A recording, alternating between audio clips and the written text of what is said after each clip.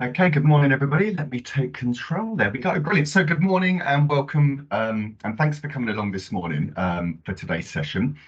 I've already delivered one session around collaboration. That was a couple of days ago. But the idea of this session is really just to, I believe, looking at the attendance list, we can see that we've got multi-skills, multi-agencies. We've got so many different experiences attending this morning. So again, I don't want to teach people to suck eggs, but it's just really just giving you some tips, some ideas. Now, I am mindful that we've only got an hour to get through this. This type of training we would normally put on for maybe half a day or a full day, so it is going to be quite a whistle stop. A little bit of really just understanding what collaboration is, how we can make collaborative working more effectively, and what we can effectively do to make it more streamlined, and so that we all understand what we're doing as well within the capacity of collaborative work.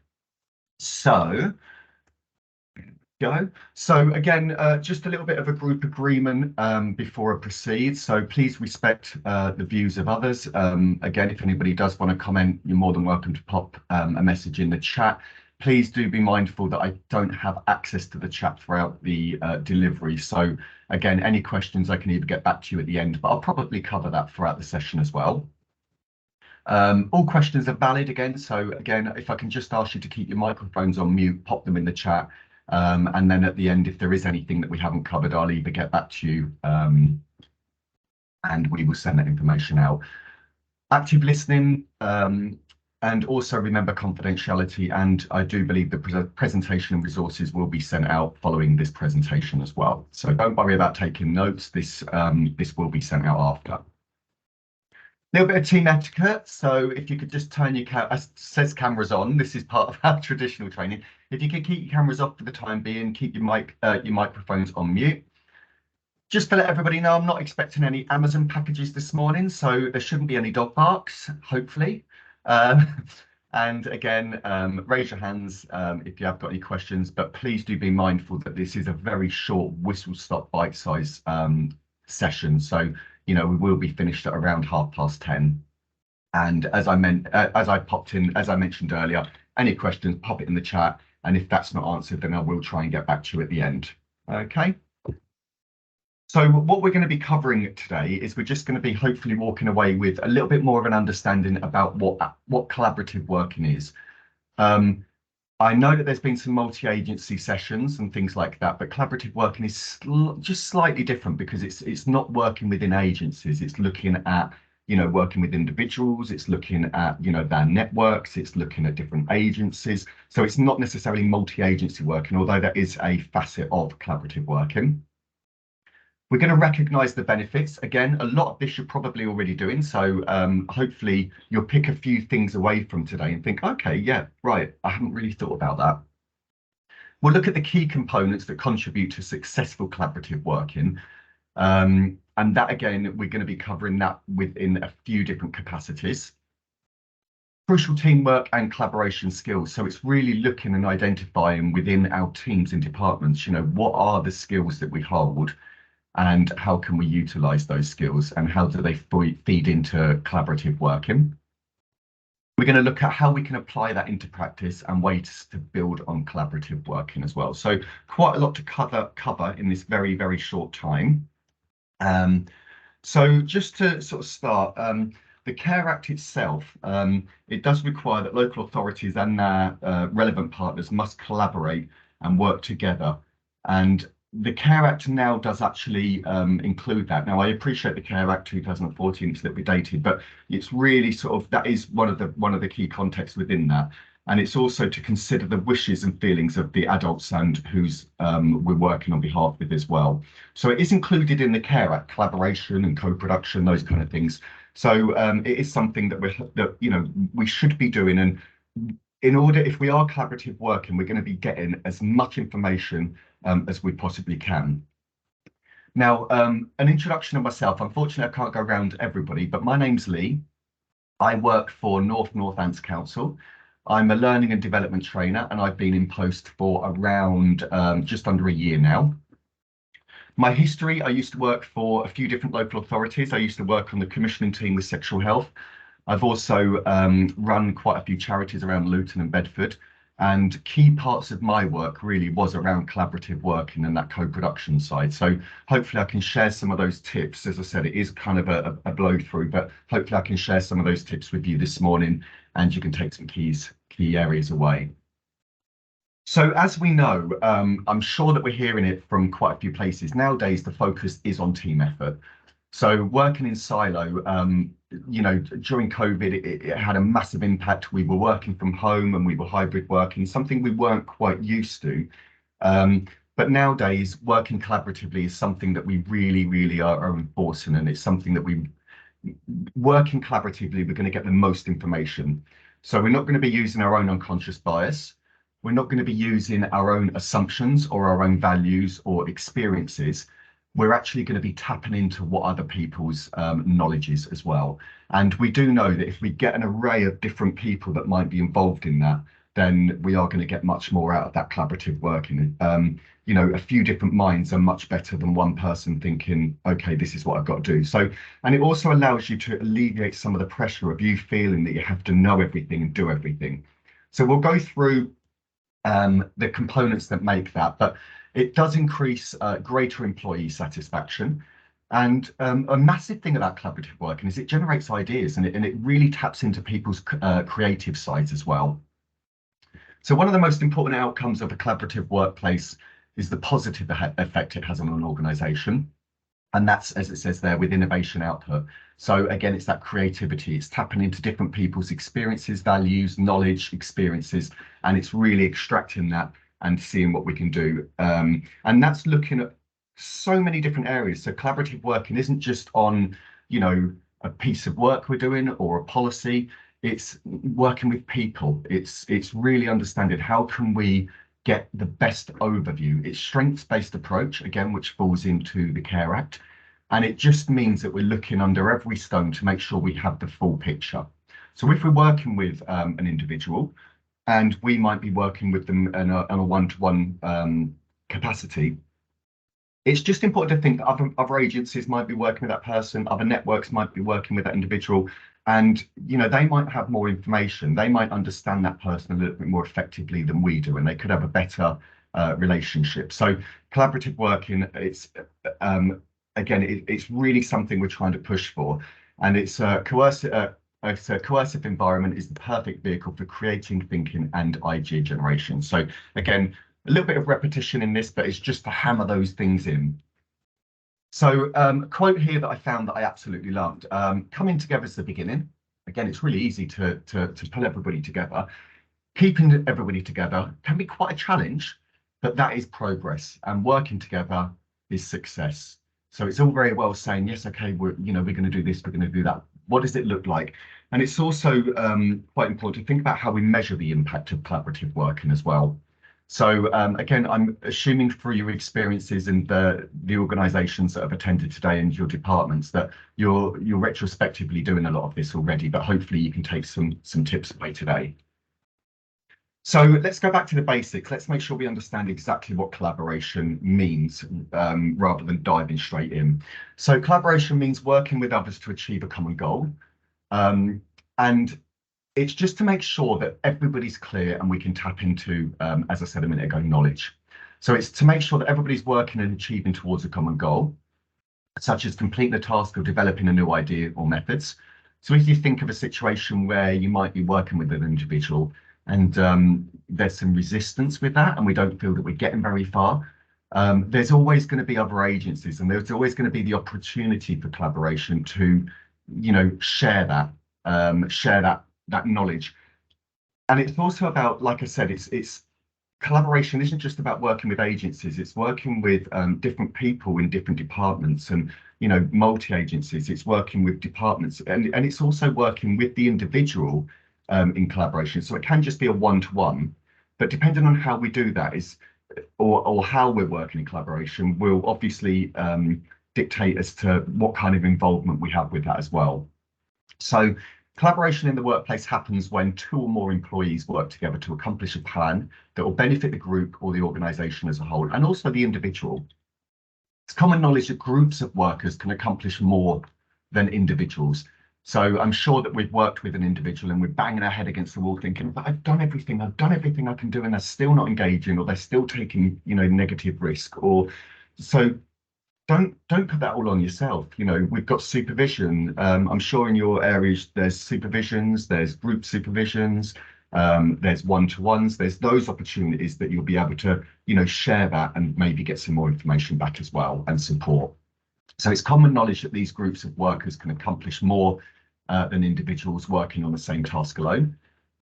Working well with others, it boosts enthusiasm and commitment. We know that working in silo, it's great, but brainstorming, brain mapping, getting all that creativity flowing and idea exchange is paramount to collaboration. So working as a team, it is the norm nowadays. Working in silo, really, in a team is quite normal nowadays, especially working from home like myself. And it can be challenging sometimes to work in collaboration, especially with the way that we're working in a hybrid manner this day for most of us. So the abilities of collaboration includes acknowledging various perspectives. So it's not being closed off to new ideas, it's being open, and it's throwing those objectives sort of in front of the idea provider. So it's not closing people off, it's being open, it's being understanding. It's balancing competing demands as well. So again, you might have certain pieces of work that you've asked to complete that can contribute towards a collaborative piece of work or documentation, legislation, or even a care plan or assessment plan. And it's also about being a dependable team player. So there is some responsibility, even though we're working in collaboration. Everybody should have clear tasks and everybody should know exactly what is expected and when from each other within that piece of work. Otherwise, it's just a free-for-all. So we need to be clear on the expectations, timeframes, timescales, and who's responsible and when we're going to pull that back. So in addition to working together towards a similar objective, it's much easier when you have good collaborative skills. We know that. And a few examples include being able to articulate your thoughts and feelings more clearly. So again, you're in an area that you don't feel scrutinized for maybe sharing an idea, or you don't feel stupid or silly for sharing an idea. It's listening attentively to what other people are sharing and thinking, oh, well, I've experienced something like that, or I've worked with somebody like that. This might work. There's also autonomy within collaborative working, and it's also owning up to any errors that you might make as well.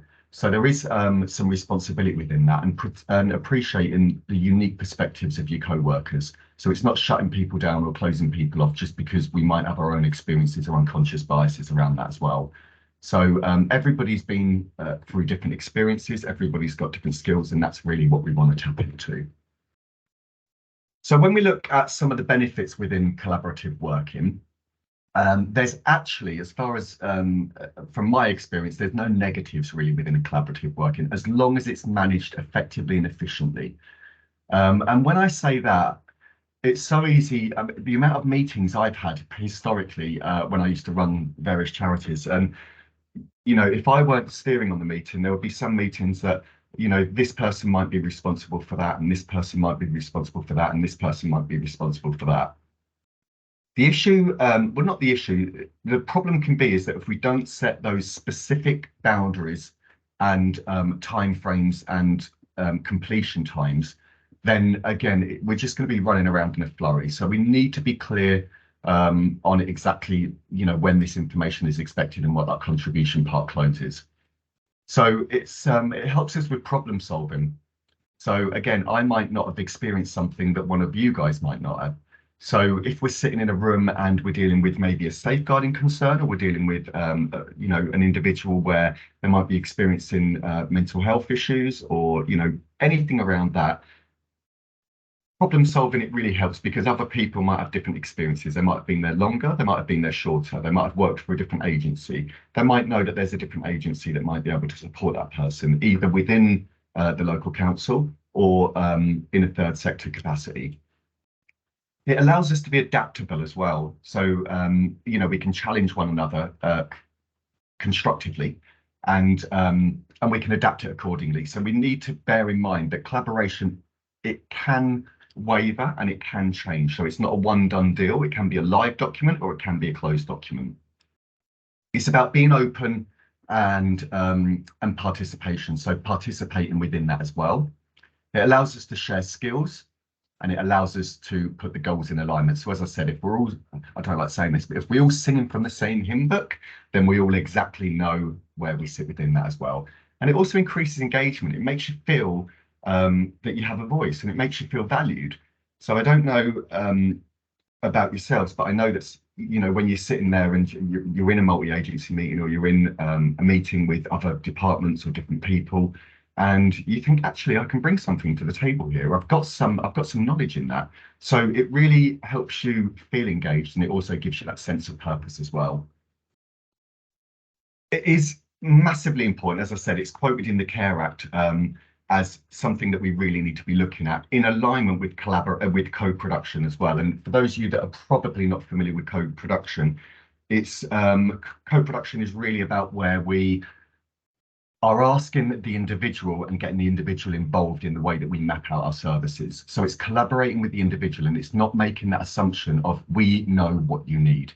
We must remember that if we're working with an individual, they are the experts of their own lives, and we need to accept that.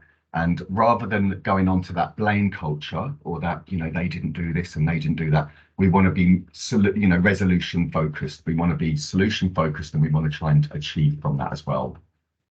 So it improves the way teams work together.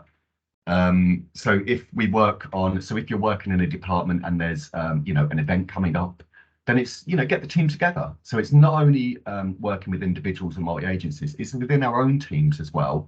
And it's also looking at the individual, and it could be the individual's network as well. So if we're working with an individual that we're finding it really challenging to engage, it's looking at the bigger picture. What are their networks like? What are their families like? You know, can we tap into the family for information? Can we tap into other agencies? Are they going to a support centre? Are they accessing any statutory onboard services? So it's those kind of things that we can tap into. So it avoids confusion. So if we're clear on exactly what it is that we've got to achieve, it avoids confusion. It provides a really good purpose on what we're trying to achieve. It fosters a completely transparent and open culture, and we know that people that are working within a transparent culture feel happier as well. It creates accountability, and it builds productivity and growth as well. So, you know, there's so many more things we can get out of collaboration, so many more positives than negatives, providing we manage it and we get it right. So again, you know, it doesn't have to be a big thing. As we said a minute ago, it could just be with one or two, it could be with 2 people, or it could be with, you know, 50 people.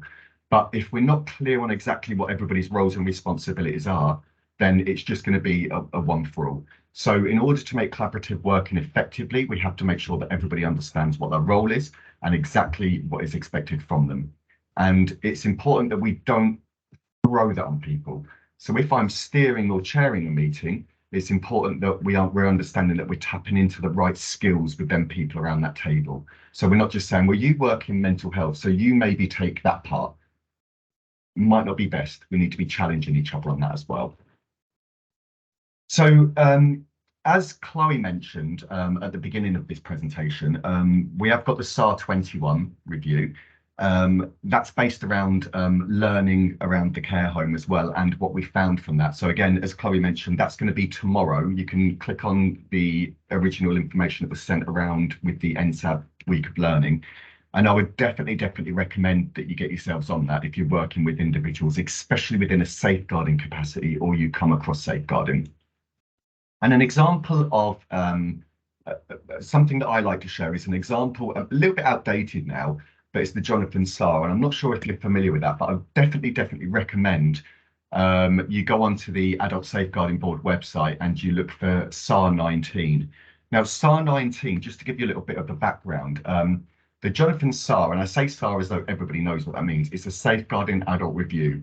And the Safeguarding Adult Review is where we look at a safeguarding concern or something that might have happened or raised as a safeguarding, and then we scrutinise that document and we really look at what we can learn to be more effective and more productive with that, whether that be with a multi-agency, whether it be within the safeguarding team, or whether it be in the third sector. So the Jonathan SAR, I'll just give you a bit of a roundup on that, but I'll definitely recommend you read up on this. It was a gentleman, Jonathan. He was 46 years old. He was a white British male. He was placed in temporary accommodation in Wellingborough in December 2019. And he had care and support needs. He experienced abuse and neglect, and that includes self-neglect as well.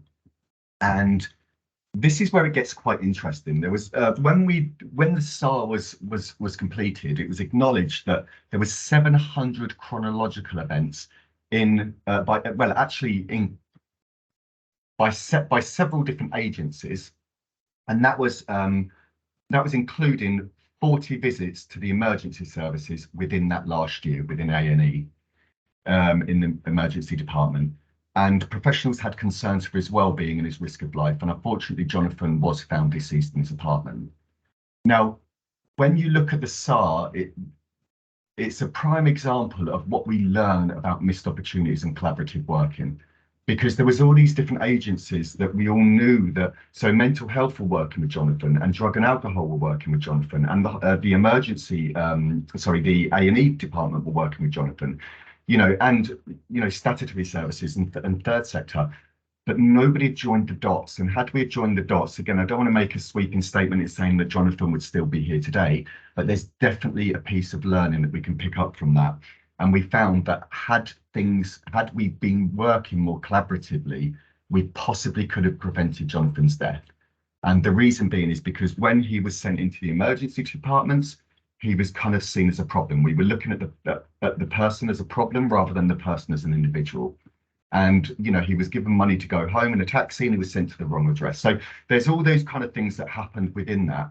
And it's just a really good example of how we can learn to work more collaboratively to prevent the inequalities of individuals as well. So I definitely recommend you have a read up on that. Really interesting read. You've got the shorter versions of the SAR and you've got the longer versions of the SAR on the Northamptonshire Adult Safeguarding Board website as well. So I definitely recommend you go away and have a little read on that. Or alternatively, book on the course tomorrow. So that'll be, again, what we found from the SAR 21, which is the latest one. So it also allows us to tap into existing skills and knowledge. So we're not asking people to go away and learn more things, but collaborative working allows us to look within our teams and see where people's strengths and skills are and what experiences they've got. That in turn will allow us to increase on our own knowledge, and it allows us to reflect on the way that we work, and it builds our experience as well. It also allows us to look at the bigger picture. So if we look at the Jonathan SAR, had worked multi-agency, and we would have worked collaboratively with all these other agencies in a strengths-based approach way. So again, we're looking at that person and what resources they have around them rather than what services they need. So with Jonathan, we could have looked at, what is his neighbours looking like? What is his family network like? Some of those opportunities were overlooked, but it allows us to work in a strengths-based approach way. So we're putting the person at the heart of what we're trying to do. So we're not putting our own assumptions on that person. Being challenged as well in a collaborative environment allows us to look at things from a different perspective. So it kind of knocks that unconscious bias on the head as well, or challenges unconscious bias, which we all kind of fall into from our own experiences. And again, as it says there, it allows us to be challenged. So professional curiosity is a key thing in collaborative skills. It's about asking those questions that we're probably not so confident to do so, but asking them questions and being confident in asking those questions and sharing them with the rest of the group, we can make really good informed decisions on what might be best for that individual as well. So collaboration in the workplace, it can take many different forms depending on the people involved. It's important to think that it's not just about when we're working with individuals. It can be, as it says here, for instance, collaborating with a colleague on a short email campaign. So we could be sending out emails. It's going to look very different to if we're working on a massive project. So it's important that when we are working collaboratively, regardless of the size or the people involved, we need to be specifically clear on who's responsible for what and when them deadlines are. Now, personal communication falls quite deeply in collaboration, because if we're not communicating, then we're not really going to get to the key areas that we can improve or offer the best possible outcome. And I've put in here the elements of personal communication. So 7% of what we interpret are spoken words. So when we're working with an individual or we're working in a collaborative environment, it's important to acknowledge that we're only picking up 7% of the spoken words. 38% we're going to pick up on voice and tone, and 55% is going to be on body language. So again, when we are working in that collaborative environment, we can see there straight away we're picking up more on the non-verbal cues, and that's really what we need to pick up on as well. The primary modes of communication. So we've got the written communication. It's difficult since so many non-verbal cues get lost in this facet. So you need to be mindful of all of these cues. It's preferable to watch one's tone and vocabulary. Your writing should be easy to understand, and this is if we're working in collaboration, because we might, when you're working in collaboration, we need to make sure that the notes or information that we're providing is clear, it's easy to read, it's easy to understand, and free from mistakes. I appreciate sometimes we all make small errors, but the information has a timing crunch. Ensure the recipient knows about that as well. So we need to be clear all the way through. We don't need to wait for the next multi-agency meeting to contact somebody to say, right, there's going to be a delay with this, or could you help me with that? We need to be a little bit more one step ahead, really. The verbal communication within collaborative working, it includes what and how you talk to your co-workers. As much as possible, you should state your case concisely and clearly. And you should also treat those with whom you disagree with dignity, and make sure that it's not personal. And you need to articulate your viewpoints as well. So if you are sitting around a table and somebody's saying, well, I think Mr. Jones, this is going to be best for him, and you're maybe disagreeing with that, you need to be able to articulate that quite clearly. So it's not just, it's not just about saying, well, I don't think that's right. You need to back that up with something. Maybe we need to be mindful of X, Y, and Z. So when we are working in collaboration, remember you are there for a reason. You've got skills that probably not many people have, and that's why you're part of that collaborative work as well. And then we look at the non-verbal cues, which we know is the most, it's that 55%. And these can reveal more about people's emotions and their thoughts and words ever could. So when communicating with somebody, pay attention to their tone, their body language, their facial expressions. And these are the things that we really need to pick up on. And if the body language is not matching the tone or the body language, then we need to challenge that and say, okay, well, something's not quite sitting right here. Can you give me a little bit more information on that? And that could be from a professional or the individual as well. So we also need to be able to listen and have comprehension as well. So when we are sitting around a table or sitting with the individual, we want to be able to actually listen. And this is really crucial within our communication skills. It's more than just hearing what we're saying, it's listening and taking it on board.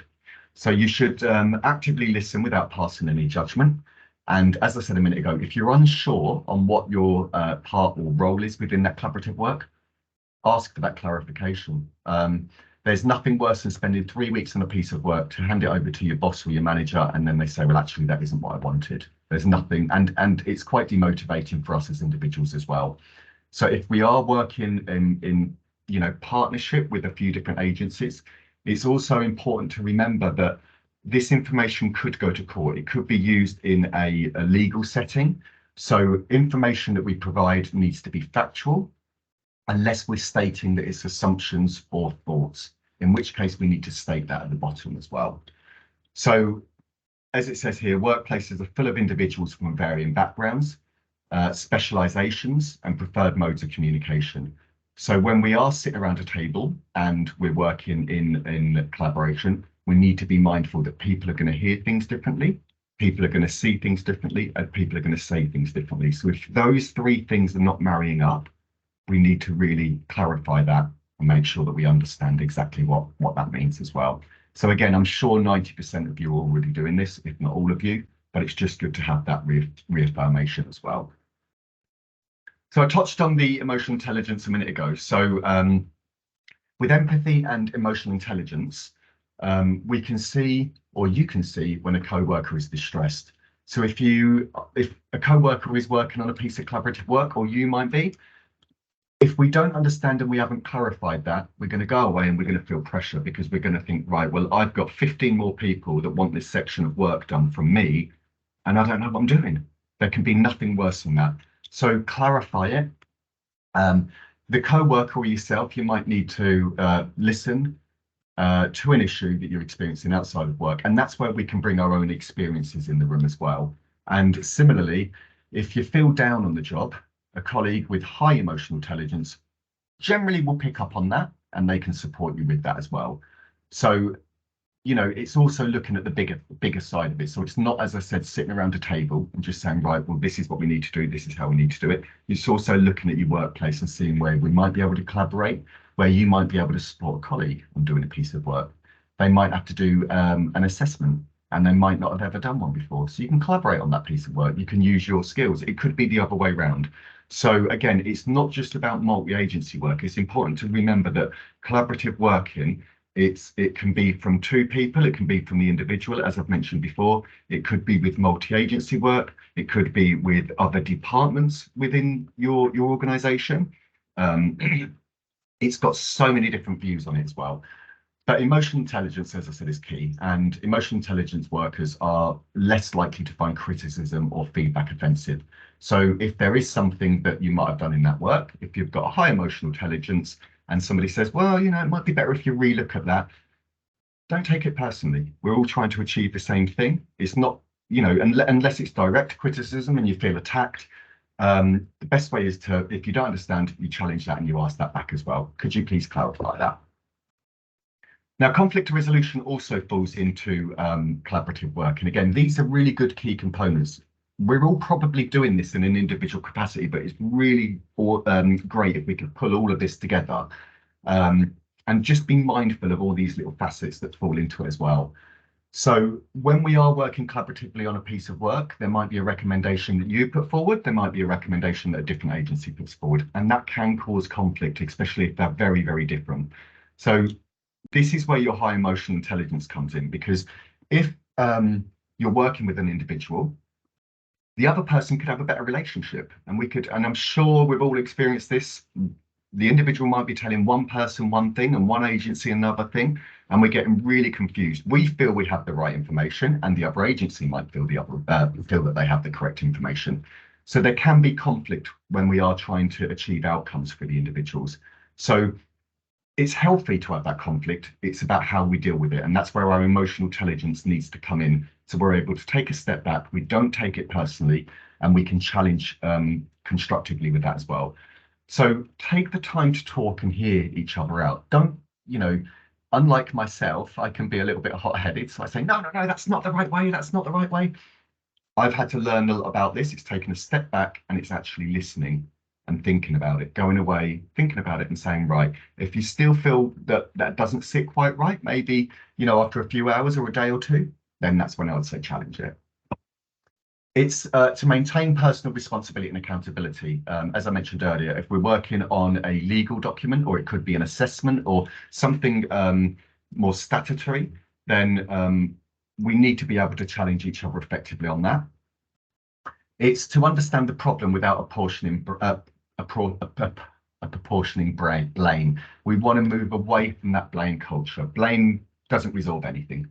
So it's about saying, okay, this didn't work. What are we going to do differently? It didn't go well. You've got to remember, we're all humans. We're not robots. Errors do happen, but it's about taking accountability for that blame and saying, right, okay, well, I messed up. What can we do differently? And if you don't know what to do, that's where the collaborative working. What do you think we should do? What's your experience with that? So it's not feeling that you're working in silo. Remember that collaborative working is loads of brains working together. So don't feel that pressure. Don't put that pressure on yourself. And if you don't know, or you're not too sure on that, ask for clarity on that as well. It's treating each other with dignity and respect. So some meetings I've been to with multi-agency meetings and collaborative working with those with individuals, and the arguments flying across the table, there's just no dignity and respect in that. And actually, you've wasted half an hour. So it's about being calm, clear, and treating everybody with that, giving everybody that time. And if you are working in collaboration, it's important that if you have got somebody who is contributing to that meeting, allow them to, if you do notice that that person's sitting quietly in the corner, who might come from a different agency or represent a different agency, say to them, do you want to give us your opinion? Don't just, don't just think, well, they're really quiet. Ask them to get involved more, and try to work out our differences amicably. Again, we don't want to leave a meeting. We're not going to be productive if you kind of leave the meeting thinking, well, you need to buy into it. Conflict resolution typically requires making whatever concessions are necessary for the group to reach a consensus and move on. So you've got to remember that if you are working in collaboration, the only reason we're doing that is because we all want to reach the same goal. We might have different ways of doing it, and that could be because of experiences, cultures, different skills that we bring to the table. So it's important that if one of those don't match, we need high conflict resolution. We need to be able to challenge that constructively. Now, it's also about delegating, and I'm a bit of an annoying one for this. I can hold on to things. Sometimes, we say, well, it's just quicker if I do it. Might be quicker if you do it because you've probably done it before, but that's not collaborative working. That's working in silo, and that's being reactive. So the most effective forms of collaboration occur when tasks and responsibilities are clearly defined. If they're not clearly defined, then we are going to, a lot of the times you can reach loggerheads. So we need to be clear on exactly who's responsible for what and when that's going to be completed. And if you repeatedly coordinate and redesign tasks and responsibilities, you might end up frustrating and undermining your workers. So, give people time, and that's where we need those timeframes in place. I always, if I'm working on a piece of work and I'm leading on that collaborative piece of work, I'll also always ask for that information to be sent to me 2 days before we meet. And that way I've got the time to look through it and I can make some notes and then I'm prepared. So again, if you are, multi-agency working on a document or with an individual, ask for that information prior to that next meeting. And delegating work to team members according to their areas of knowledge. So we want to tap into people's skills. So do we know other people's skills? Do we know what their personal passions are? Do we know what their personal hobbies are? Possibly not, especially in the way that we work today. So take the time to get to know the individuals that are involved, and any possible experience that you can bring to that piece of work as well. So when we look at this, we want to look at foresight. So team members will feel more motivated to work together if they have opportunities to teach and learn from one another, since this will make them feel like they're contributing to the company or organization's end goals. So, and what I mean by that is, we really want to try and be working in collaboration in as many ways as we really can. There's nothing worse than feeling that, if your boss comes in, for example, your manager, and they say, right, okay, I want Andrew, Erica, and I don't know, Tumbi to work on this piece of work, and then you've got Joe Block sitting in the corner. It can really make you feel quite undervalued. So try and get the team to work together. Team building days is a really good way, I think, of understanding where the strengths and skills are within your teams. I know that it's limited to your team, but having those days, those fun days to really get to know each other is going to be key. Agility and adaptability. So in a true collaborative workplace, both management and staff. So it's important to remember that it's not just coming from the down up, it's coming from the top down as well. We need it at every level, collaborative working. And even if you look at the managers and directors of our organization, they work in collaboration with many different departments, HR, recruitment, it could be head of service, it could be all these different areas, clinical management, all of that. So we really need to tap into all of those as well. And that will allow us to look at various different things and that we can provide for that individual as well, such as, lack of available funds and so on. So in the face of uncertainty, it's essential to communicate with team members and devise a plan together. So again, we don't want to be, obviously there's going to be some times when we look at a service level agreement and we've got a bit of funding, obviously there's going to be specific criterias and there might be mandatory areas that we need to work on, but we can be a little bit loose with that as well. It's important to think about that. It allows us, as I mentioned a minute ago, to share skills. It's really hard. And I mean, for me working at the moment, I work from home literally all the time. We don't have any office space, we don't have any desk space, and I can find that a bit of a challenge. And I feel that personally, I miss out on that coffee chitter chat when you go to the kitchen or, you're walking around the office. And I don't really know what my other team's skills are. So I've made a point, and a good thing that we do is a little bingo card. So when you do have a little fun day, you can do a little bingo card, and you can maybe do, drives an electric car, lives in a greenway, for example, rides a bike to work. And then you can do a little bingo fact find with each other. It's just a little bit of fun way to understand where people's skills and experiences are. And once you open up that communication, you'll understand that people feel that they can share information a little bit more effectively as well. But a good team is looking at diversity within that team as well. So, we need to not be reactive or not get defensive. But, if we're working with an individual, we don't want to make the assumption that we know what's best. If we're working with somebody that might be from, I don't know, the LGBT community, is there somebody on that group that's from the LGBT community? Are we making assumptions?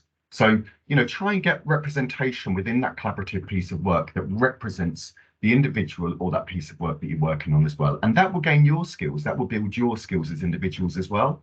So again, don't be closed off to that. Well, we know best. We know what we're doing. This is what we do. It could be, but it's not all about tick boxes. It's about sort of moving it away a little bit, and it's about getting to know that individual and getting that representation. And an example of that is I went to a conference for Luton Borough Council. It was a few years ago now, and unfortunately, there was representation for the Luton community sitting on the stage, and it was all middle-aged white men, which is not a representation of the community of Luton. So there was different cultures, and everybody's got people's best interests at heart, but do we really understand what that person's going through if we don't have representation from those communities as well? Again, it's not about making assumptions saying, well, you're from the BAME community or you're from the LGBT community. It's just tapping into those skills that people might have. So, and also, as I said, it's where we're going to learn as well. It's about open communication and participation. We don't, if you are working collaboratively, don't sit there in the corner and sort of, okay, yeah, I can do that. Share what you've got. Everybody's individual. Everybody's amazing. Everybody's got skills. Everybody's got different strengths. So share that with the team. And there's loads of ways that we can do that as well. So as we know that the communication styles, you've got your non-verbal, you've got your verbal, and you've got your, all those different communication styles, they work differently for different people. So when you are working collaboratively, and let's just say you've had a meeting, it's important to ask that individual, what's your best way of communication? Some people might prefer a phone call. Some people might prefer an email. Some people might prefer a document that's been uploaded on SharePoint. And a really good collaborative tool that we can use is Teams. Like today, if you're working with an individual, you can set up a Teams channel that everybody has access to, and you can upload documents so that we're constantly and lively being fed with that information. So there are loads of really good ways that we can share information, and it's just important to make sure that we're not making assumptions that when we are working collaboratively, that shy person in the corner, they might not feel confident talking up. So they might want to email. It's important to encourage them to, but it's important to be mindful of that as well. So when we're working collaboratively, you need to set clear expectations, and this is in the organisation or with the individual, and understand exactly what everybody's duties are. So we need to be thinking about, right, who else is involved? We need to make a list of that. Who's involved and why? Why am I taking the information at face value? So if an individual talks to you about something and they've told you, okay, well, X, Y, and Z, have we spoken to anybody else about that? Are they accessing any other services, or are we just taking that face value? We know that this can be challenging. What other people can you speak with? So if you're working with an individual, can you work collaboratively with families, neighbours, services that they might be tapping into locally as well? So think a little bit wider. The collaborative working isn't just on a document or multi-agency meetings. It can be a little bit looser as well. Multi-agency meetings, again, it's not just about that, but that is a big part of it as well in our areas of work. It's important to think what additional services is this person accessing, and have we got information from that? And do other services have better relationships or outcomes with the individual? Crucial to collaborative working. So when we look at the workplace collaboration, we want to define the objectives and aims specifically clear.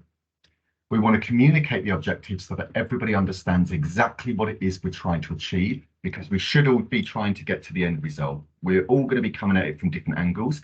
And if everybody can contribute to that, we're all going to get to the top of that triangle.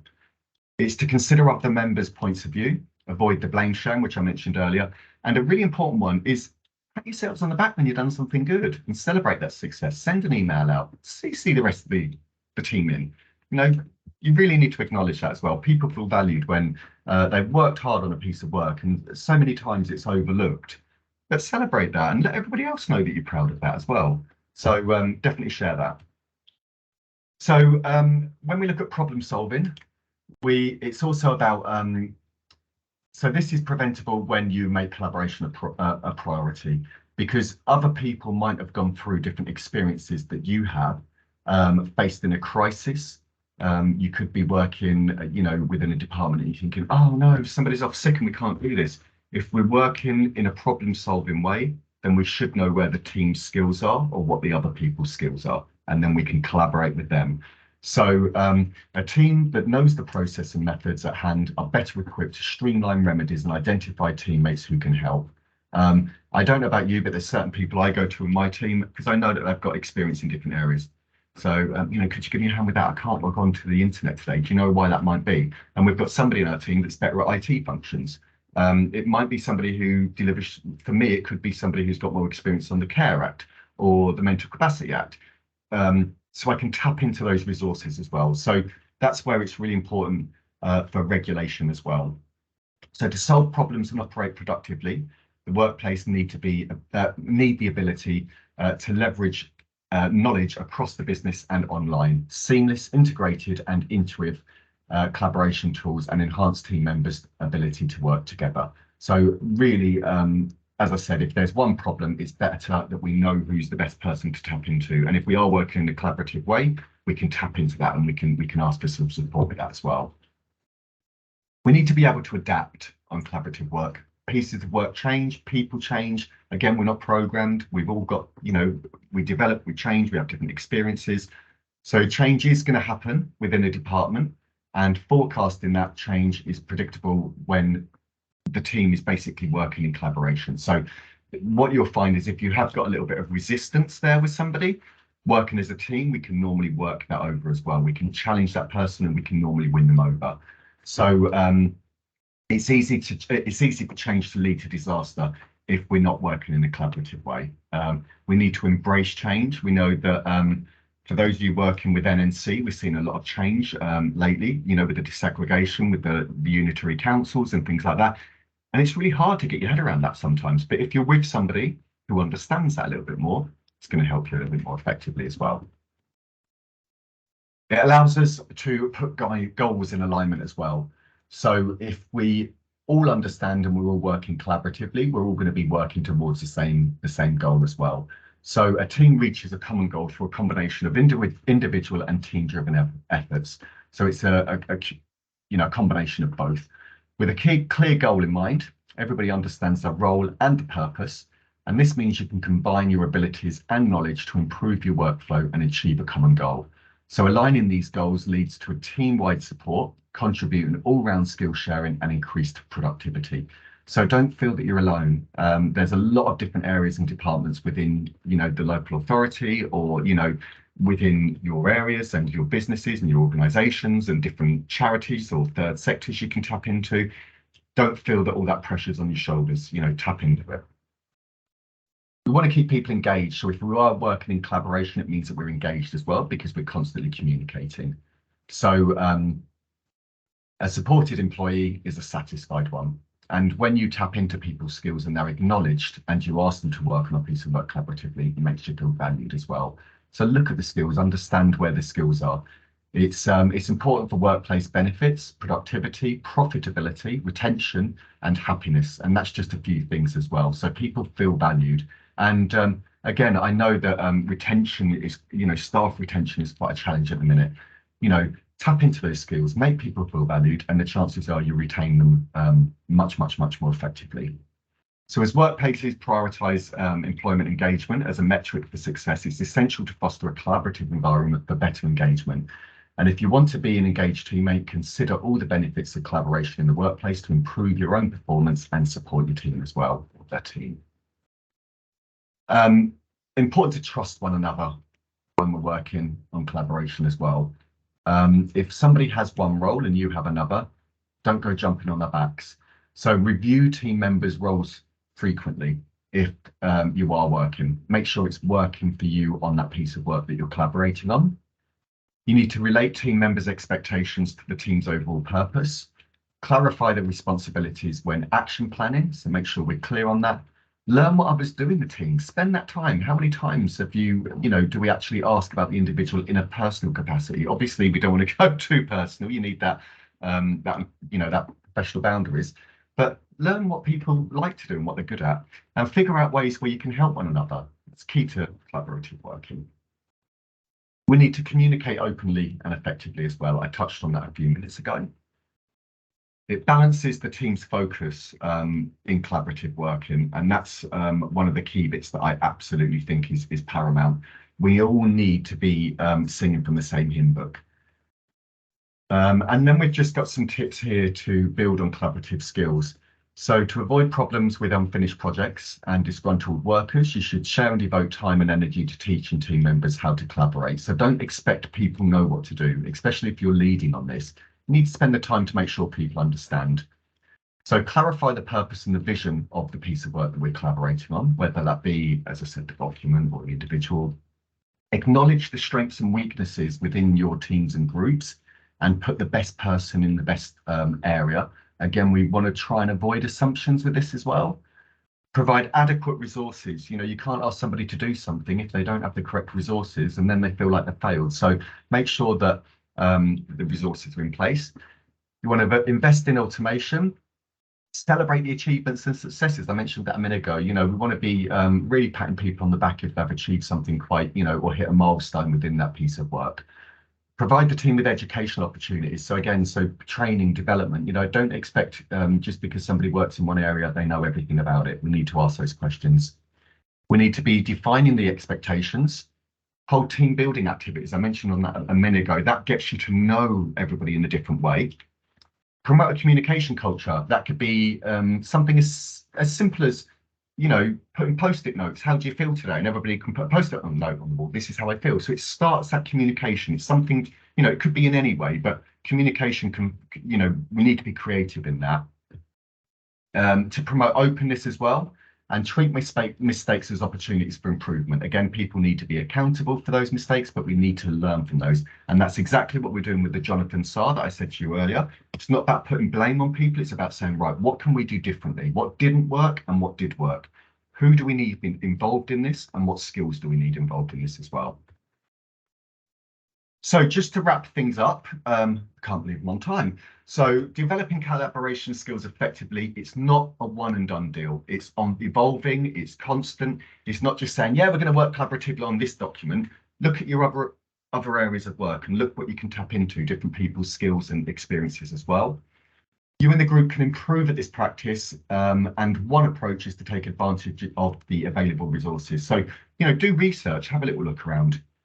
Get every team member on board with new plans and objectives. So don't dictate, you want to get them involved, a bit like that person-centered approach, but we can use that in a collaborative way as well. And that will help us foster a culture where workers are more invested in their work and more open to new ideas as well. So there's a lot more innovation within that. So the key takeaways, I appreciate this is a death by information, but hopefully some key takeaways today. The slides will be shared. So collaborative workplaces are increasingly favoured among employees. We all like working in collaboration. We like that style of working as well. Some of us might, but that collaboration work makes us feel like we've got a sense of purpose between colleagues, and it increases idea sharing. Establishing an openly creative culture where all ideas are acknowledged, so don't shoot people down, will encourage employees to work collaboratively and innovatively. While involvement and transparency are at the top down, is essential in motivating employees to engage with one another. When we are working with that as well, please do take away, we want regular feedback as well. So let people know where they are within that collaborative piece of work, and encourage collaboration by providing the appropriate technological support. And that will make things quick and easy to make sure that everybody's working together in the same way. So that's about me done. I think I'm about a minute ahead of myself, but just remember that everybody's got skills and everybody's got a piece in collaborative working. Hopefully you will take things away today, everybody. Again, it is, a lot of information to take in, and I appreciate that it's only an hour that we got this training for, but hopefully you can all take something away.